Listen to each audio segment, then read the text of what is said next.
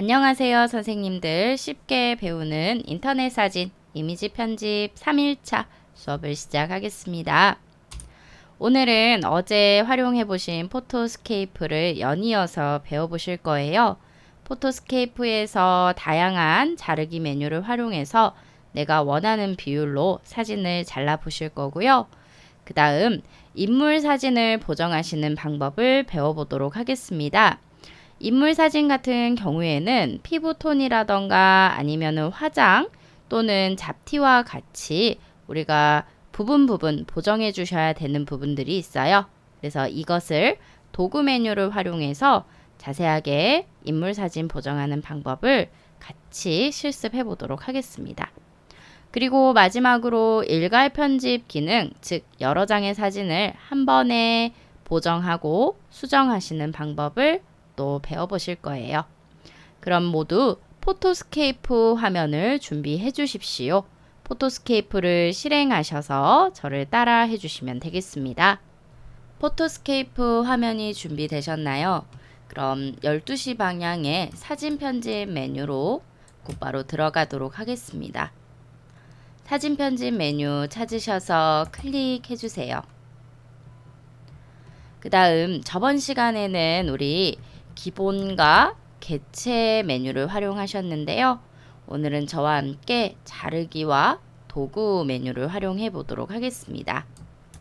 먼저 첫 번째로는 편집하실 사진을 선택해 주셔야 합니다. 저처럼 어제 선택해 놓은 폴더가 그대로 있으신 분들은 선택한 폴더 안에 들어있는 이미지 중에서 하나의 이미지를 클릭해 주시고요. 혹시 오늘 처음 수업을 들으시는 분들은 왼쪽 탐색 창에서 다시 한번 이미지가 들어있는 폴더를 찾으셔서 꼭 클릭해 주셔야 합니다. 저처럼 사진이 들어있는 폴더를 클릭하셔야지만이 그 폴더 안에 있는 이미지를 찾으실 수가 있으세요. 그래서 먼저는 폴더를 선택하시고 그 다음 폴더 안에 있는 이미지를 선택하시면 되겠습니다. 저는 오늘은 사람 이미지 사진을 가지고 편집을 연습해 보도록 하겠습니다. 먼저 현재 사진의 사이즈 확인하고 갈게요. 저는 1920 곱하기 1382 픽셀의 화질을 가지고 왔습니다. 스마트폰으로 찍으신 사진 같은 경우에는요, 3000, 4000 정도로 숫자가 높을 수 있습니다. 그럼 저와 함께 먼저 자르기부터 가도록 할게요. 자, 상단 4가지 메뉴 중에서 세 번째 자르기 메뉴를 클릭해 주세요. 자르기 메뉴를 클릭하셨을 때 메뉴가 바뀌게 되는데요. 우선 옵션은 자유롭게 자르기가 기본 선택입니다. 이때 해당 메뉴를 활용하시는 방법이 오른편에 안내가 됩니다. 스페이스 바를 누른 상태로 마우스를 드래그하면 화면을 이동시키실 수 있고, 사진을 자르고 싶으실 때에는 드래그로 선택을 해주시면 되겠습니다. 자, 어떤 말인지 바로 실습해 볼게요. 예를 들어 제가 가지고 있는 이미지는 가로가 길고 세로가 짧은 직사각형 이미지인데요. 이때 우리가 때때로 정사각형 이미지가 필요하실 수도 있겠죠. 또는 나는 세로형이 필요하실 수도 있고요. 즉 사진의 비율 자체를 자유롭게 내가 지정하실 수가 있습니다. 마우스 한번 살펴볼게요. 마우스 모양을 보시면 삼각형 마우스 포인터가 생기셨을 거예요. 이 상태 그대로 가지고 가셔서 저와 같이 드래그 한번 해보겠습니다. 자, 원하시는 위치에다가 시작 지점에 마우스 올려두시고요. 그 상태로 그대로 드래그, 저처럼 드래그 하셨을 때 드래그 하지 않은 바깥 영역은 뿌옇게 이렇게 표시가 달라지시고요. 내가 드래그한 영역만큼만 선명하게 나와 있습니다. 선택을 했다라는 뜻이세요. 아직 자르기를 하신 건 아니고요. 선택을 하셨는데 혹시 수정하고 싶으시다면 각각 꼭지점 끝에 조절점이 생깁니다. 이 조절점을 다시 한번 클릭하신 채로 영역을 수정해 주실 수 있습니다. 클릭하신 채로 드래그 해주시면 저처럼 영역 수정되는 모습을 확인하실 수 있죠.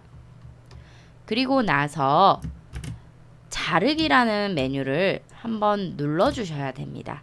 선택 후에 반드시 자르기 메뉴를 클릭해 보세요. 저처럼 자르기 메뉴를 클릭하시니까 어떠십니까? 내가 선택한 영역, 드래그한 지점만큼만 사진이 남고 나머지 영역들은 잘라진 모습을 확인할 수 있습니다. 또 다른 자르기 메뉴를 활용하시기 위해서 사진을 원래대로 되돌려 보겠습니다. 오른쪽 하단이십니다. 오른쪽 하단을 보시면요. 원본 사진이라는 메뉴가 있습니다. 우리가 수정한 사진을 언제든지 한 번만 원본 사진 메뉴로 클릭하셨을 때 바꾸실 수 있는 기능입니다. 자, 원본 사진이라는 메뉴를 클릭해 주시고요. 그럼 자르기 이전 원본 사진으로 되돌아오셨을 겁니다. 이때 자유롭게 자르기 외에도요. 자, 옵션 단추를 클릭해 보겠습니다. 자유롭게 자르기 옵션 단추를 클릭하시면 특정 비율로도 잘라주실 수가 있으세요. 특히나 3/5 또는 여권사진 비율 또는 증명사진 비율 이렇게 미리 옵션이 이미 정해져 있기 때문에 필요하신 비율을 선택만 해주시면 되겠습니다. 많이 활용하시는 비율 중에 하나는 1:1 비율입니다. 정사각형 비율이라고 생각해 주시면 되는데요. 특히나 페이스북이나 인스타그램 또는 네이버 블로그에서도 이미지를 가장 첫 번째 페이지에 타이틀로 하실 때 이때 정사각형 이미지를 많이 활용하시거든요. 그래서 1:1도 꼭 만드실 수 있으셔야 합니다. 1:1 옵션을 찾으셔서 클릭하겠습니다. 1:1 옵션을 클릭하시게 되면요. 방금 전과는 다르게 무조건 시작 지점에서 비율이 1:1 정사각형으로만 고정된 채로 영역이 선택이 됩니다. 자, 저처럼 영역 선택을 하시고 그리고 자르기를 다시 한번 또 눌러주세요.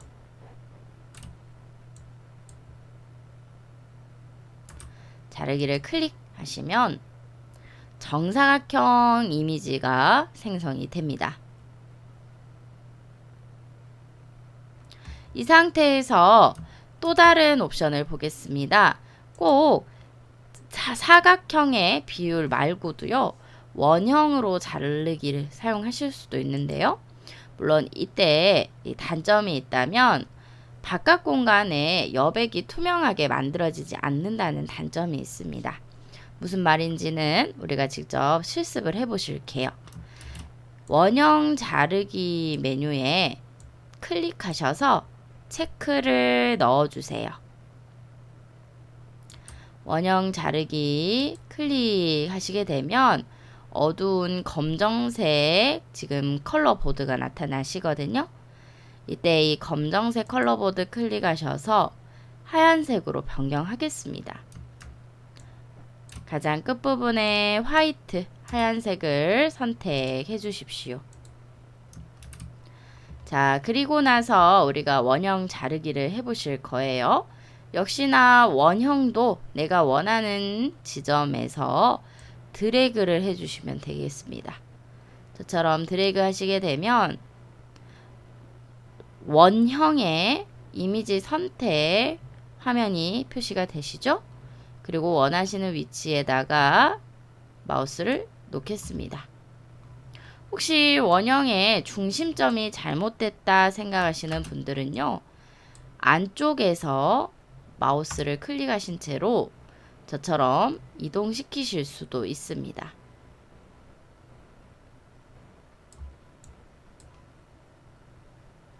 물론 크기도 각각 양쪽 끝에 있는 조절점을 활용하셔서 드래그 해주시면 변경하실 수도 있고요. 그 다음 원형으로 잘라보도록 하겠습니다. 원형 자르기 메뉴를 클릭하겠습니다. 또는 엔터를 눌러주셔도 되세요. 선택이 되신 상태로 엔터 누르겠습니다. 자, 그럼 이때 내가 원하는 원형으로 이미지는 잘 잘려졌는데요. 문제는 바깥 공간에 이 배경입니다. 이 배경색이 사라지지 않는다는 게 단점이에요. 그래서 충분히 원형 스티커를 인쇄하시는 분들 경우에는 이 원형 안에 이미지만 인쇄되면 좋겠지만 하얀색 컬러까지 같이 인쇄된다는 거 꼭 염두해 두셔야 합니다. 저는 다시 원본 사진으로 돌아가겠습니다. 오른쪽입니다. 원본 사진 메뉴를 클릭해 주세요. 자, 원본 사진 메뉴를 클릭하셨으면 이제 자르기 말고 도구 메뉴를 활용해 보도록 하겠습니다. 도구 메뉴를 클릭해 주세요. 저처럼 도구 메뉴를 클릭하셨을 때 바로 하단에 8가지의 메뉴 위치를 확인하실 수 있습니다. 이제 저와 하나씩 활용하시는 방법을 배워보실 거예요. 먼저 첫 번째로 화면 이동부터 기능을 익혀볼게요. 화면 이동은 사진을 확대하고 있을 때 사용하는 기능이라고 생각해 주십시오. 도구에서는 특히 인물의 피부라던가 또는 사람 얼굴을 보정할 때 활용하실 수 있는 메뉴가 들어있는데요. 이때 사진을 확대해서 봅니다. 자, 사진을 확대해서 보셔야 하는데 원하시는 위치를 잘 잡아주는 기능이 화면 이동 도구이시거든요. 자, 저랑 같이 화면 이동 기능을 클릭하셔서 선택해 주시고요. 이때 마우스 모양이 손바닥 모양이 되십니다. 자, 지금은 활용도가 없게 느껴지시는데요. 우리가 사진을 확대시켜 보도록 할게요. 자, 여기 있는 더하기를 클릭하겠습니다. 그래서 사람의 얼굴이라면 가장 많이 확대까지 시켜 주십시오. 자, 저는 100%까지 확대를 시켰고요. 이때 예를 들어 피부톤이라던가 또는 잡티와 같이 아주 세밀한 요소를 우리가 편집을 하셔야 될 수도 있잖아요. 자, 그럼 사진에서 모자라던가 또는 손가락 말고 얼굴로 가셔야 됩니다. 이것을 가능하게 해주는 도구가 바로 화면 이동 도구이세요. 그리고 두 번째로 빨간 눈 보정 메뉴가 있는데요. 자, 이 빨간 눈 같은 경우에는 요즘에는 다 디지털 카메라여서 빨간 눈 현상이 잘 일어나지 않는데요. 예전 필름 카메라를 생각해 보시면 빨간 눈 현상을 한 번쯤 보신 적 있으실 거예요. 사진을 찍었는데 유난히 사람 눈에 빨간색, 적색의 붉은빛이 돌는 사진들이 바로 이 빨간 눈 현상 때문입니다. 이 빛 때문에 필름에서 반사되어서 그렇게 인쇄가 되시는 건데요. 만약에 빨간 눈 현상이 있는 사진을 갖고 계시다면 빨간 눈 보정 기능을 활용하셔서 눈동자 윗부분에서 클릭을 해주시면 적색의 빨간 기운이 많이 사라지는 거, 보정되는 것을 확인할 수 있습니다. 빨간 눈 기능은 이제 사진에서 해당 내용을 보정하셔야 될 때 활용해 주시면 되고요.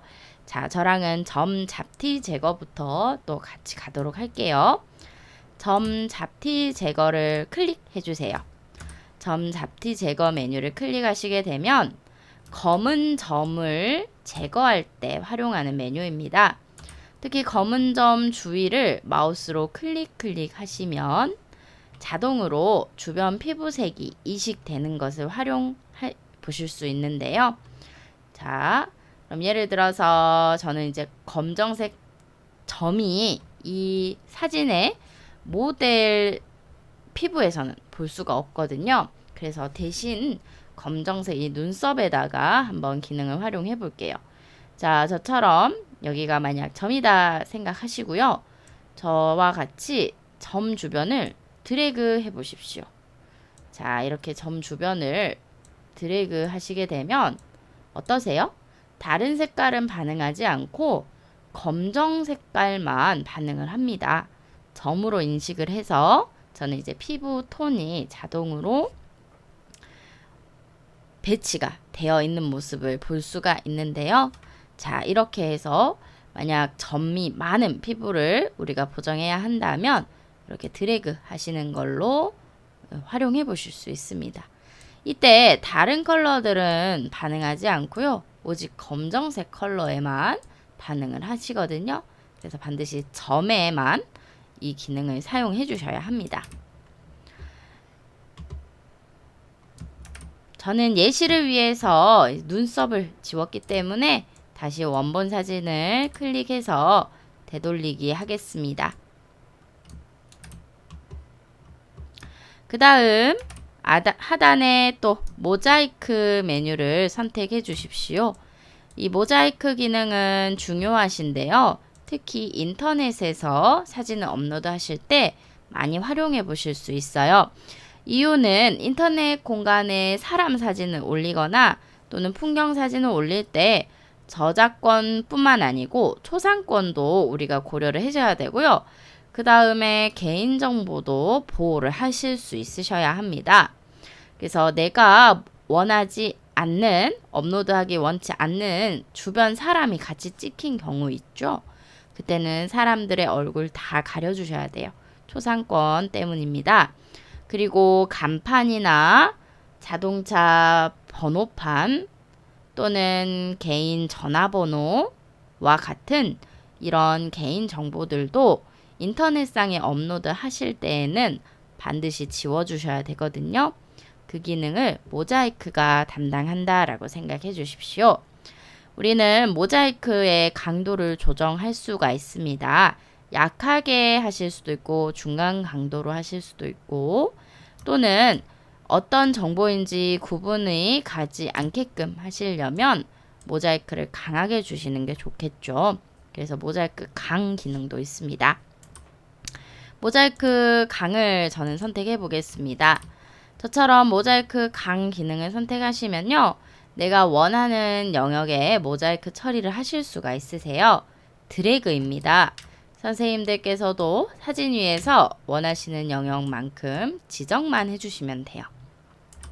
저처럼 드래그 한번 해보겠습니다. 자, 그럼 이렇게 강한 모자이크가 들어간 모습을 확인하실 수가 있습니다. 잘 되고 계신가요? 네. 이 모자이크 기능은 꼭 이미지 편집뿐만 아니고요. 유튜브를 활용하시는 분들에게도 SNS를 쓰시는 분들에게도 필요한 기능이니까 반드시 활용하실 수 있으셔야 합니다. 혹시 잘못 모자이크를 넣으셨다면 컨트롤 Z, 컨트롤 누르시고 Z 누르시면 이전으로 되돌리기입니다. 취소하실 수가 있으세요. 그래서 원하시는 영역만큼 다시 모자이크 처리를 하실 수가 있고요. 혹시 단축키가 기억이 나지 않으셨을 때에는 오른쪽 하단을 보겠습니다. 오른쪽 하단에 취소 버튼이 있습니다. 이 취소 버튼을 클릭하셔서 내가 넣어놓은 모자이크를 다시 취소해 주셔도 되겠습니다. 잘 되셨나요? 네. 그리고 이제는 조금 더 세밀한 피부톤에 대해서 보정을 해보도록 하겠습니다. 자, 먼저 첫 번째로 복제 도장 툴을 활용해 보시게요. 복제 도장 툴은 먼저 예쁜 깨끗한 피부를 복제하셔다가 잡티가 있거나 상처가 있는 피부에 다시 덧붙이는 기능이다 라고 생각을 해 주십시오. 자, 복제 도장 툴 메뉴를 클릭해 주세요. 저처럼 복제 도장 툴 메뉴를 클릭하시고 활용 방법은 오른편에 설명이 되어 있는데요. 여기를 보겠습니다. 보시면은 먼저 복사할 곳을 클릭을 해 주셔야 돼요. 깨끗한 피부를 클릭한 다음에 그리고 목적지를 한 번 더 클릭. 잡티가 있는 부분을 한 번 더 클릭하셔야지 깨끗한 피부를 올리실 수가 있어요. 또 처음에 가지고 온 피부가 깨끗하지 않으실 수도 있고 또는 너무 피부톤이 안 맞으실 수도 있겠죠. 그럼 이때에는 선택한 피부를 취소하실 수도 있으셔야 합니다. ESC 또는 Alt 클릭. 그리고 브러쉬 크기도 내 마음대로 조절하실 수가 있어요. 마우스 휠을 사용하셔서 우리가 미리 사용 방법은 읽어보셨는데요. 직접 활용을 하셔야지 이 기능을 쉽게 이해하실 수 있습니다. 저는 따로 상처나 잡티 말고요. 여기 보이는 이 꽃 모양의 스티커를 삭제해 보도록 할게요. 먼저 필요하신 작업은 이 꽃 모양의 피부 위에다가 다시 덮어 씌우고 싶은 깨끗한 피부가 필요합니다. 최대한 주변부 피부를 가지고 오셔야지 위화감 없이 보정을 하실 수가 있으세요. 그리고 자, 만약에 이 원형이 너무 크실 경우에는 내가 원하는 깨끗한 피부만 복제되는 게 아니고요. 그 외에 바깥 굴곡 어두운 부분까지 다 같이 복제되실 수 있거든요. 그래서 복제 도장 툴의 크기는 크지 않게끔 마우스 휠을 아래로 내려주세요. 너무 작아도 나중에 보정하는데 힘들지만 또 이렇게 원형이 너무 커도 깨끗하게 보정이 되지 않습니다. 그래서 원형의 크기는 이 십자 포인트 모양 정도에 딱 맞게 줄여주시고요. 자, 가겠습니다. 깨끗한 피부를 가지고 가시는 방법입니다. 먼저 클릭, 깨끗한 피부 위를 클릭해 주세요. 그리고 마우스를 떼시면 이거 보이세요? 원이 하나가 더 생기는데 기준점은 내가 처음에 클릭한 깨끗한 피부가 기준입니다. 그래서 이 깨끗한 피부를 덧붙이고 싶은 잡티가 있는 곳에다가 제가 클릭하겠습니다. 자, 어떠세요? 클릭하니까 바로 해당 영역에 복제한 피부가 그대로 올라가는 모습 보이실 거예요. 그리고 나서 중요하세요. 이때부터 둘 다 원형이 움직이고 있거든요. 그래서 또 똑같이 피부를 이렇게 덧붙여서 깨끗한 피부로 우리가 복제를 하실 수가 있는데 이때 기준선이 되는 것은 아래쪽 원형입니다. 아래쪽 원형 근처의 피부를 갖고 온다라는 건데 자, 이거 보여드릴게요. 만약에 아래에 있는 원형이 꽃 위에 올라갔어요. 그리고 제가 복제를 해보겠습니다. 자, 그리고 복제.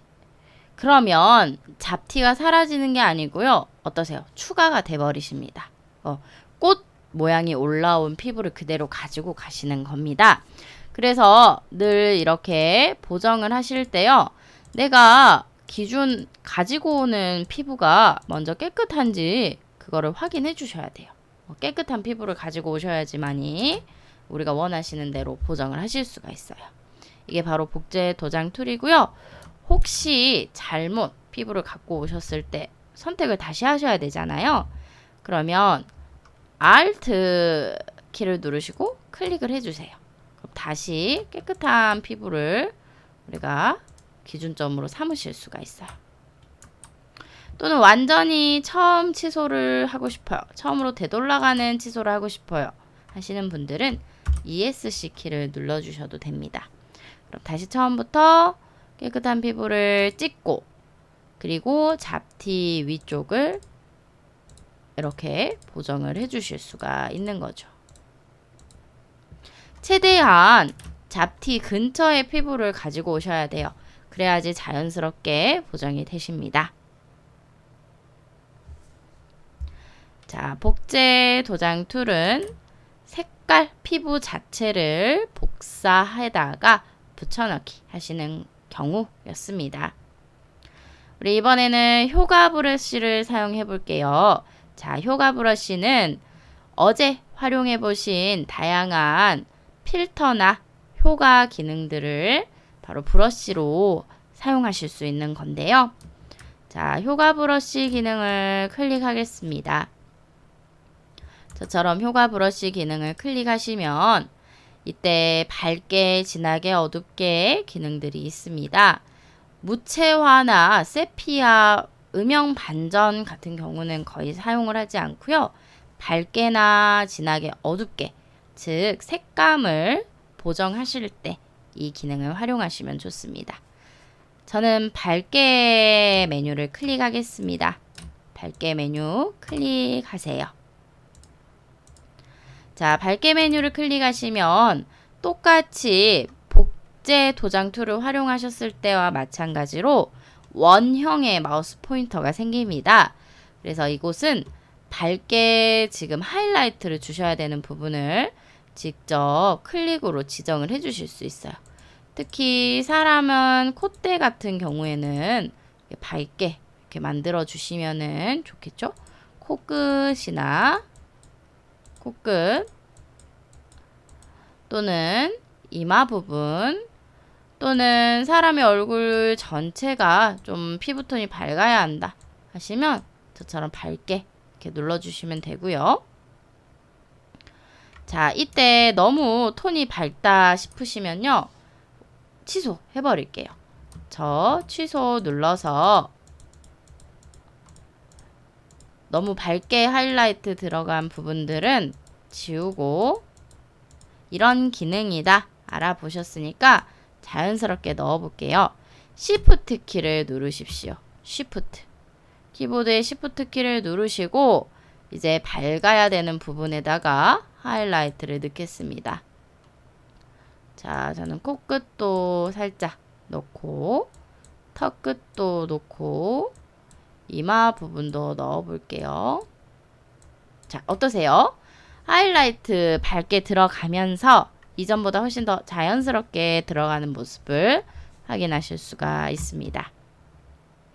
자, 밝게 기능이셨고요. 우리 효과 브러쉬 다시 클릭해 볼게요. 효과 브러쉬 다시 클릭. 그리고 밝게 말고 진하게도 활용해 보겠습니다. 진하게.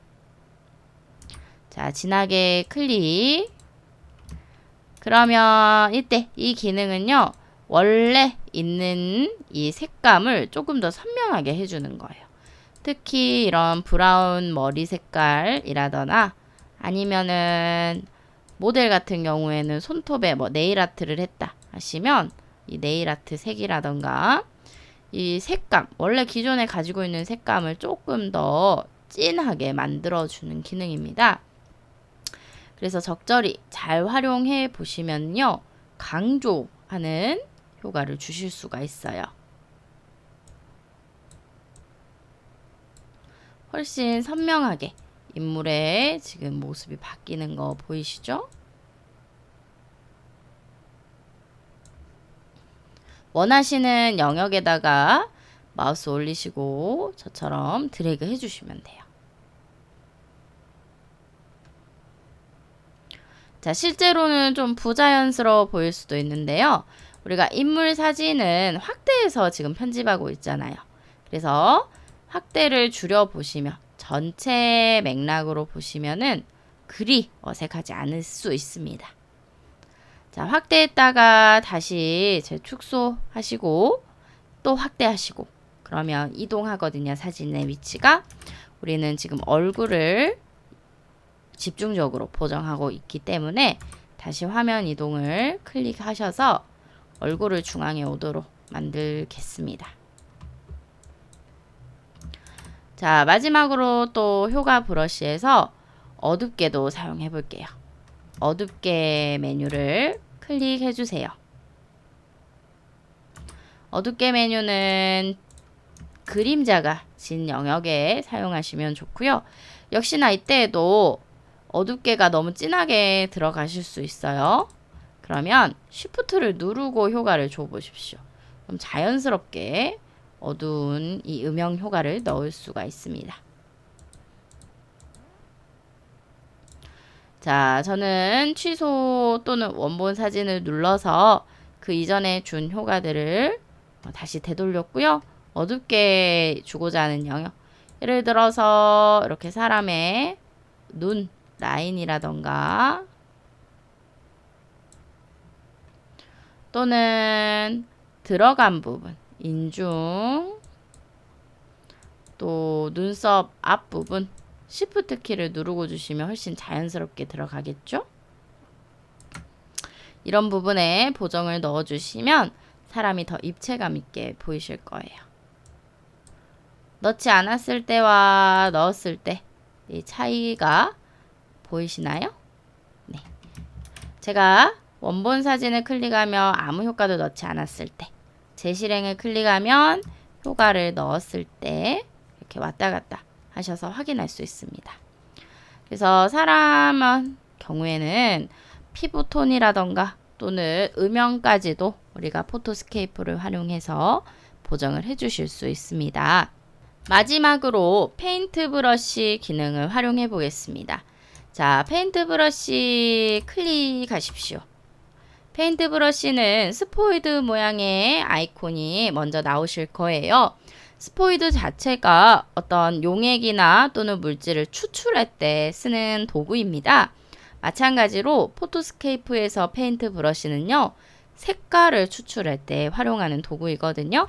그래서 색상을 추출할 때 컨트롤 누르시고 클릭을 하시게 되면 현재 내가 찍은 해당 사진의 위치에 있는 색깔이 그대로 추출됩니다. 한번 테스트 하나 해보도록 할게요.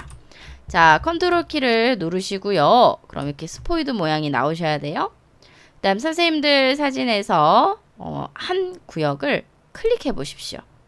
저처럼 한 영역을 클릭하시게 되면 어떠세요? 색깔이 제가 클릭한 이 밀짚 모자에서 추출된 색상으로 변경이 됩니다.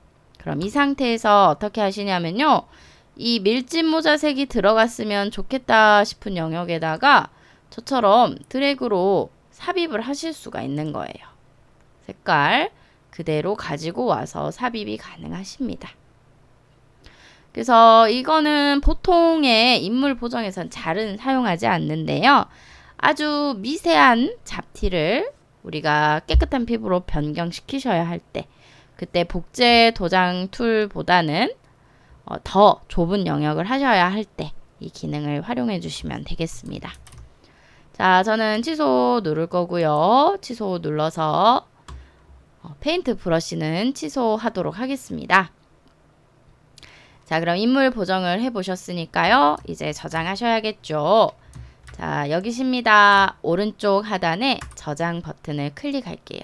오른쪽 하단에 저장을 클릭하시고, 자, 역시나 이때도 우리 어디다 저장할 건지 물어보는 옵션이 많이 나옵니다. 저희는 다른 이름으로 저장하겠습니다. 우리는 다른 이름으로 저장 클릭하시고, 그 다음 인물 보정이라고 할게요. 인물 보정 하신 다음 저장 눌러 주십시오. 원본은 그대로 있고 오늘 저랑 같이 수정하신 이 인물 보정 사진이 하나 더 추가로 저장이 되시는 겁니다. 그럼 여기까지 해서 사진 편집 메뉴 배우기는 마치겠고요. 우리 일괄 편집이라는 메뉴로 넘어가 보겠습니다. 자, 사진 편집 메뉴의 바로 오른편에 있는 일괄 편집 메뉴를 클릭해 주세요. 일괄 편집 메뉴에서도 우리 사진 편집 메뉴에서 배우셨던 것처럼 똑같이 액자도 넣고 사이즈도 줄이고 또는 글자 텍스트도 입력하고 모든 기능을 넣어 보실 수 있는데요. 더 좋은 점은 뭐냐면 여러 장의 사진을 한꺼번에 편집할 수 있다라는 겁니다. 그래서 글자도 하나씩 넣으시는 게 아니고요. 한 장면에서만 글자를 입력하시면 나머지 선택한 사진에도 똑같이 글자가 들어간다는 거 꼭 기억해 주십시오. 일괄 편집 메뉴 활용법 익혀보도록 하겠습니다. 먼저는 여러 장의 사진을 다중 선택해 주셔야 돼요. 그래서 탐색 화면에서 이미지 편집 폴더를 클릭하시고 이때 사진 여러 장을 어떻게 하실 거냐면 상단에 하얀색 사진 선택 창으로 드래그해서 끌고 오도록 하겠습니다. 이때 세로 사진은 세로 사진들끼리 일괄 편집, 가로 사진은 가로 사진들끼리 일괄 편집 기억해 주세요. 먼저 저는 가로 사진을 가지고 올게요. 과일이라는 사진을 클릭해서 위쪽으로 드래그, 그리고 인물 보정 사진의 원본을 또 가지고 와서 위쪽으로 드래그,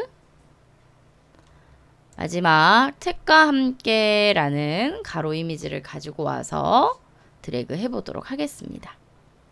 자, 저처럼 드래그 하셨을 때 각각의 사진의 크기가 다 다르실 수 있거든요. 각각 사진의 크기를. 네, 이 사진의 크기를 우리 선생님들께서 원하시는 대로 하나로 통일을 시키실 수가 있습니다. 자, 원본 사진은 클릭할 때마다 숫자가 바뀌지만 내가 변환으로 지정을 해주면요. 해당 3장의 사진이 모두 사이즈가 변하게 되시거든요. 같이 가볼게요. 자, 여기입니다. 우리 오른쪽 편에 메뉴가 붙어 있어요. 방금 전에 저랑 하신 사진 편집은 똑같은 기능이 하단에 메뉴가 붙어 있다 생각해 주시고요. 지금 사용하시는 일괄 편집은 똑같은 메뉴가 오른편에 붙어 있다 라고 생각해 주십시오.